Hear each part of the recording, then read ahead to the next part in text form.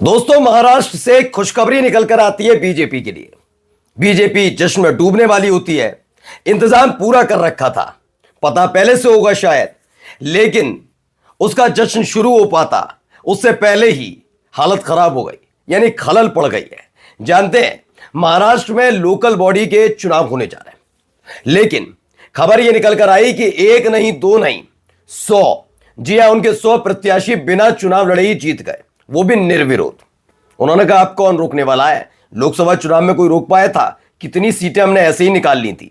जब नामांकन दाखिल करने की तारीख निकल गई, उसके बाद विपक्षी पार्टी के प्रत्याशियों को अपने साथ बड़ी विनम्रता से ही बुलाया होगा, अपने साथ मिला लिया था, और अपने साथ मिलाकर हमने कई तो अपने प्रत्याशी को निर्विरोध चुनवा दिया था, वरना 240 का आंकड़ा भी पूरा नहीं होता। खैर, उन्होंने सोचा वैसे यहां हो जाएगा, लेकिन यहां हो गया लेने के देने। जी हां, यहां लेने के देने कैसे पड़ गए वो आज आपको दिखाने जा रहा हूं। 100 सीटों पर बीजेपी के प्रत्याशियों की जीत की जश्न की में जबरदस्त खलल पड़ा है। अब बीजेपी सोच रही है इससे कैसे पार पाया जाए। गले की फांस बन गया। नमस्कार, मैं हूं प्रज्वल गौतम और आप देख रहे हैं टाइम्स एक्सप्रेस।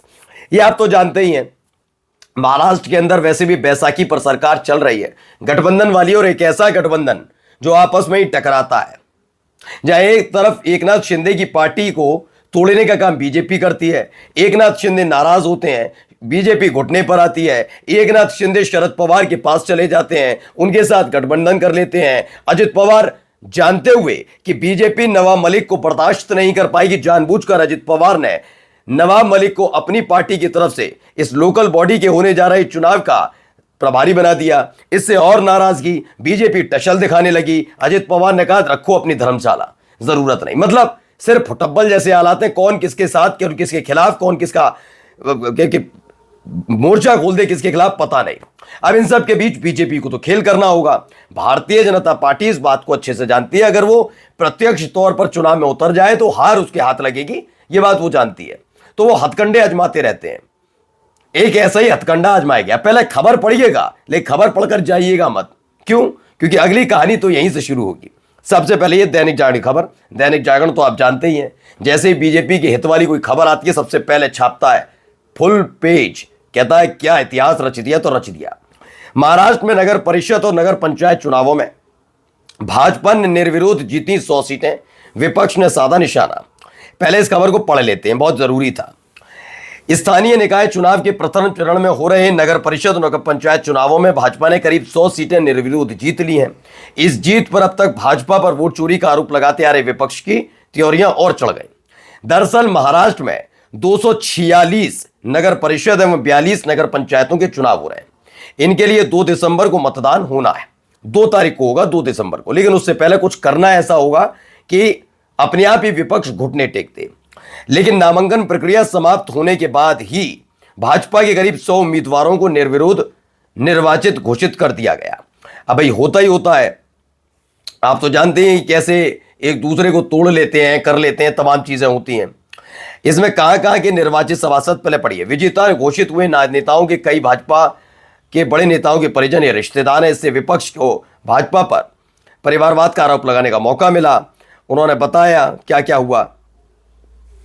प्रदेश अध्यक्ष रविंद्र चौहान के मुताबिक निर्विरोध निर्वाचित सभासदों में से 4 कोंकण क्षेत्र से, 41 पश्चिम महाराष्ट्र से, 3 मराठावाड़ा से और विदर्भ से, तथा सबसे ज्यादा 49 उत्तर महाराष्ट्र से थे हैं। इसमें क्या है, आगे पढ़िए, खबर तो पढ़िए, पूरी खबर पढ़िएगा कैसे निर्विरोध निर्वाचित होते हैं। उत्तर महाराष्ट्र के जामनेर नगर परिषद से भाजपा के मंत्री गिरीश महाजन की पत्नी साधना निर्विरोध अध्यक्ष चुन ली गई हैं। बहुत बहुत बधाई हो आपको। लेकिन जिस तरह से चुनी गई, माफी चाहूंगा, दिक्कत पैदा हो सकती है। कैसे? देखिए, क्योंकि उनके विरुद्ध पर्चा भरने वाली कांग्रेस की रूपाली लालवानी और 2 अन्य उम्मीदवारों ने अपनी अपनी उम्मीदवारी वापस ले ली।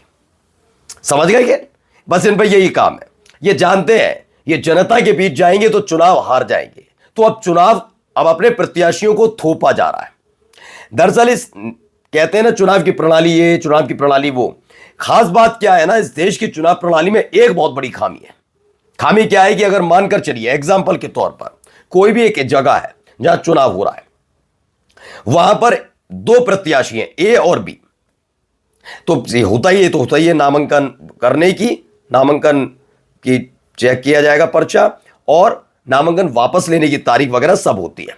अब ए और बी दोनों मैदान में है, नामांकन भरने की तारीख निकल गई, खेल खत्म, अब कोई कुछ नहीं कर सकता, नया पर्चा कोई नहीं भरा जाएगा, ठीक है वो भी। अब ए और बी आमने सामने, चुनाव में वक्त है। अब ए वाला ये जानता है कि बी वाला चुनाव हरा भी सकता है, भारी पड़ सकता है, तो कुछ नहीं, जो ए वाले के नेता लोग हैं वो बी वाले के सामने मोहब्बत, मुझे तो लगता है बीजेपी मोहब्बत से बुलाती होगी, पैसा वैसा वाला केस, हॉर्स ट्रेडिंग तो जानती भी नहीं है ना, अमित शाह हॉर्स ट्रेडिंग वगैरह ये सब नहीं जानते, वो बहुत मोहब्बत से बुलाते हैं और जैसे ही बुलाते हैं खिंचे चले जाते हैं, इतनी ज्यादा उनमें मैग्नेटिक पावर है। खैर कैसे भी जाए, तो ए वाले और बी वाले में से बी वाले को तोड़ लिया जाता है, अब रह जाता है मैदान में अकेला ए।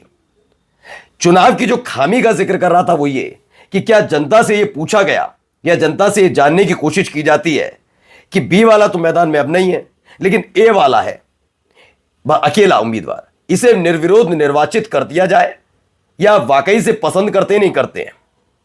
यानी ये प्रत्याशी जबरदस्ती आपके ऊपर थोपा जा रहा है, कभी विधायक बनाकर, कभी सांसद बनाकर, कभी नगर पंचायत अध्यक्ष बनाकर थोपा जाता है।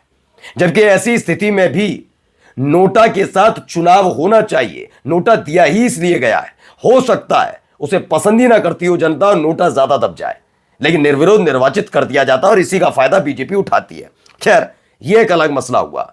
जैसी ये खबर आई 100 पदों पर जीत, जश्न की तैयारी थी, लेकिन खबर आ गई महाराष्ट्र में स्थानीय निकाय चुनाव पर सुप्रीम फैसला, फडणवीस सरकार को सख्त निर्देश। सीजीआई नए आया सूर्यकांत ने क्या कहा। दरअसल यह हुआ ये कि महाराष्ट्र में स्थानीय निकाय चुनाव के बीच महासंकट खड़ा हो गया। सुप्रीम कोर्ट ने राज्य सरकार और चुनाव आयोग से कहा है कि 50% आरक्षण की लिमिट का पालन किया जाना चाहिए। मंगलवार को सीजीआई यानी chief justice of India Suryakant और जस्टिस जॉय माल्या बागची वाली बेंच ने सुनवाई की। बेंच को बताया गया कि राज्य चुनाव आयोग ने बताया कि 246 म्यूनिसिपल काउंसिल और 42 नगर पंचायतों के चुनाव 2 दिसंबर के लिए पहले ही नोटिफाई कर दिए गए हैं। सुप्रीम कोर्ट ने मंगलवार को महाराष्ट्र लोकल बॉडी इलेक्शन मामले की सुनवाई 28 नवंबर तक के लिए टाल दी, क्योंकि राज्य सरकार ने 50% से ऊपर किए गए आरक्षण के विषय के लिए समय मांगा। सरकार ने पहले भी कहा था कि वह आरक्षण पर 50% की लिमिट के बारे में स्टेट इलेक्शन कमीशन से बात कर रही है। यानी 28 तारीख को 28 नवंबर को इसमें सुनवाई होने जा रही है। अब आप देख लो, जिस तरीके से यह चुनाव हो रहा था उसमें कई तरह की खामियां आरक्षण को लेकर खास तौर पर सामने आई। अब इनमें से 100 में से कई वो सीटें भी शामिल है जहां पर सुप्रीम कोर्ट की सुनवाई का प्रभाव पड़ सकता है, और अगर पड़ सकता है तो 100 सीटें जीत के भी साम दाम दंड भेद जो भी किया हो, कैसे करके विपक्षी पार्टी के नेताओं को तोड़ा होगा ये सब जानते हैं। तो क्या वो सारी मेहनत और सारा वो जो दिया जाता है इसके एवज में बगावत करने के बाद में पानी में बह जाएगा? सोचने वाली बात है। नमस्कार।